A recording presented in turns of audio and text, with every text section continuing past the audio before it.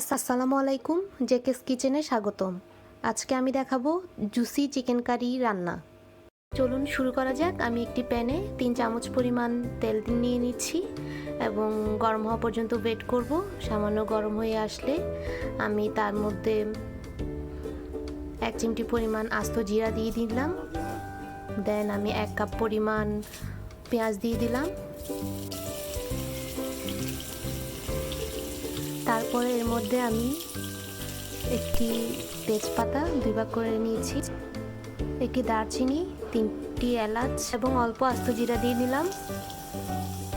সবগুলোকে আমি নাড়তে থাকবো, কিছুক্ষণ নাড়তে থাকবো।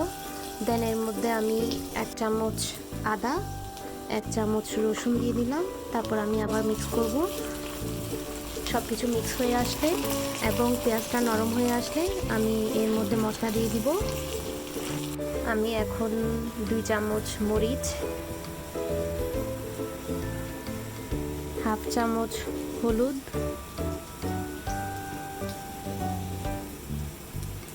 1 চামচ ধনে, 1 চামচ জিরা দিয়ে নিব। আমি জিরাটা আস্ত দিয়েছি তাই জিরাটা এখানে অল্প দিয়েছি। এখন সব কিছু মিক্স করব। মিক্স হয়ে আসলে এর মধ্যে আমি 3 চামচ রাঁধুনি মাংসের মশলা ইউজ করলাম। এখন সব কিছু আমি মিক্স করব। তেলটা উপরে ভেসে চলে আসলে এর মধ্যে আমি টক দই দিয়ে নিব। এখানে আমি 1.5 চামচ টক দই দিয়ে দিলাম। সাথে আমি 1 চামচ চিনি দিয়ে দিলাম। চিনি দিলে আমার অনেক ভালো লাগে, স্বাদটা অনেক মজা হয়। আপনারাও ট্রাই করে দেখতে পারেন, আশা করি ভালো লাগবে। এখন আমি 1 কেজি ফার্মের মুরগি নিয়েছি, আগে ধুয়ে রেখেছি।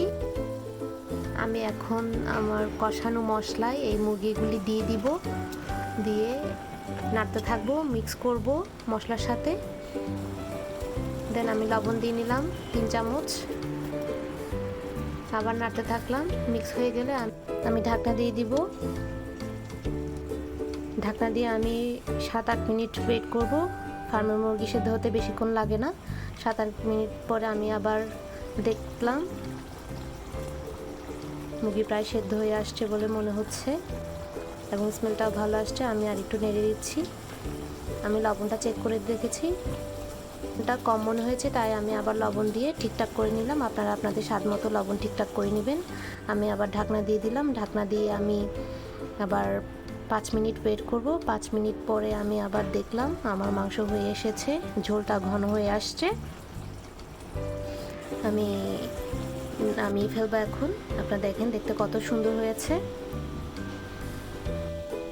এখন আমি সার্ভিং বলে নিয়ে নিলাম। ঠান্ডা হয়ে আসলে কালারটা একটু ঘন হয়ে অনেক সুন্দর হয়ে আসে এবং স্মেলটা অনেক ভালো আসছে। শেষ হয়ে গেল আমার চিকেন কারি রান্না। নতুন রাঁধুনিদের জন্য আশা করি উপকার আসবে। ধন্যবাদ সবাইকে, ভালো থাকবেন।